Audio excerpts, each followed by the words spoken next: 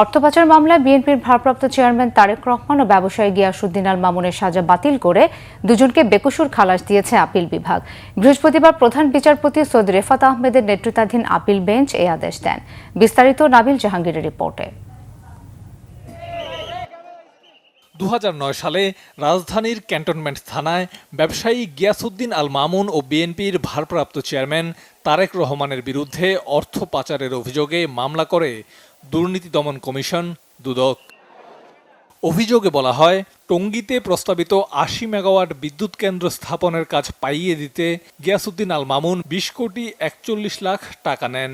এই টাকার মধ্যে তারেক রহমান ক্রেডিট কার্ডের মাধ্যমে 3 কোটি 78 লাখ টাকা খরচ করেন।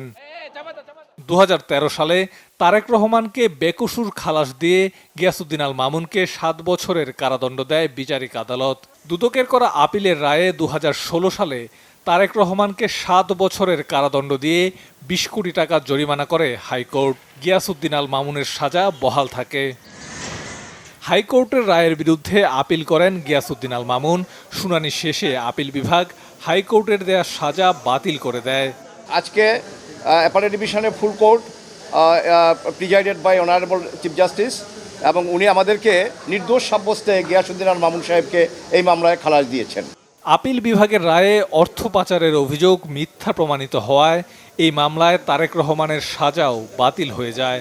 তারেক রহমান সাহেবের বিরুদ্ধে কোনো অভিযোগই নাই। ক্রেডিট কার্ডের মাধ্যমে টাকা খরচ করলে যে মানি লন্ডারিং হবে, that is an unheard of proposition in the legal arena, যার ফলে অ্যাপিলেট ডিভিশনের পূর্ণাঙ্গ বেঞ্চ পুঙ্খানুপুঙ্খানু বিচার করে এই মামলায় জনাব তারেক রহমান ও গিয়াসউদ্দিন আল মামুনকে এই মামলার দায় হতে অব্যাহতি দিয়েছেন।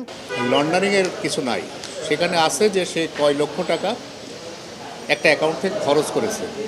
খরচ তো আসলে পাচার না, সেটা তার দেখা যাচ্ছে যে চিকিৎসা খরচ, ভ্রমণ খরচ, এইসবে খরচ করেছে।